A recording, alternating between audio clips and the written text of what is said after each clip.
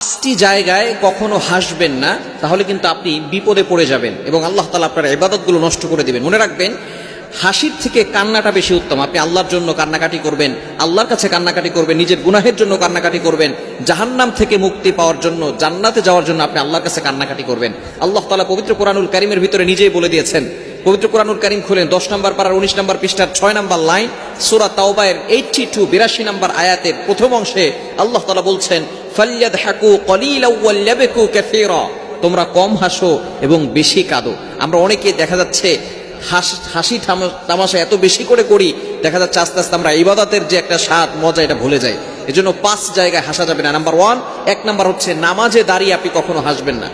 নামাজে যখন আপনি দাঁড়ান তখন আপনি আল্লাহর সামনে দাঁড়িয়ে আছেন।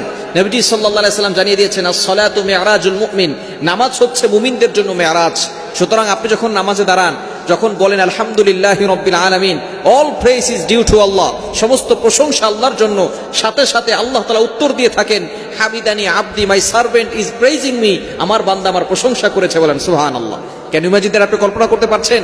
আপনার প্রতিটি কথার উত্তরে আল্লাহ পাক রব্বুল আলামিন জবাব দেন, উত্তর দিয়ে থাকেন। এজন্য আপনি আল্লাহর সামনে দাঁড়িয়ে কখনো নামাজে দাঁড়িয়ে হাসবেন না। বিশেষ করে ইয়াং পিপল যারা আছে, নামাজের রোকনগুলো জানে না, নামাজের ফরজ ওয়াজিবগুলো জানে না, নামাজের ভিতরে হাসি তামাশা করে, খবরদার এটা কখনো করবেন না।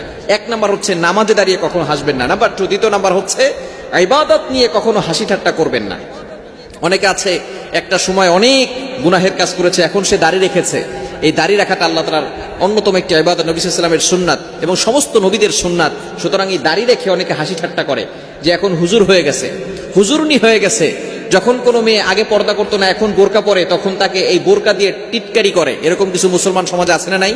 খবরদার, এটা কখনো করবেন না। ইবাদত নিয়ে কখনো আপনি হাসি ঠাট্টা করতে যাবেন না। বিশেষ করে সবসময় খেয়াল রাখবেন, যারা দাড়ি রাখে, সঠিক পথে চলে এসেছে, আগে খারাপ কাজ করতে এখন সঠিক পথে চলে এসেছে, তাদেরকে নিয়ে কখনো হাসি ঠাট্টা করবেন না। তাহলে কিন্তু অবশ্যই আল্লাহর কাঠগড়ায় আপনাকে জবাবদিহি করতে হবে।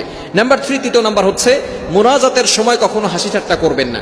অনেকে আছে যখন মুনাজাত করে তখন গল্প করে, মুনাজাত করার সময় এমন ভাবে মুনাজাত করতেছে কেমন যেন সে দুষ্টামি করতেছে। খবরদার, এটা কখনো করবেন না। আপনি মুনাজাত যখন করবেন, আল্লাহর সামনে কাকুতি বিনতি করবেন, আদবের সহিত সুন্দর করে বসে একেবারে নিজেকে গোলাম বলে আল্লাহ তাআলার কাছে আখ্যায়িত করতে হবে, আল্লাহ আমার এটা দরকার, আল্লাহ আমি গুনাহ করে ফেলেছি, আল্লাহ আমাকে ক্ষমা করে দাও, আল্লাহ আমি অভাবের ভিতরে পড়ে আছি, আল্লাহ আমার অভাব দূর করে দাও।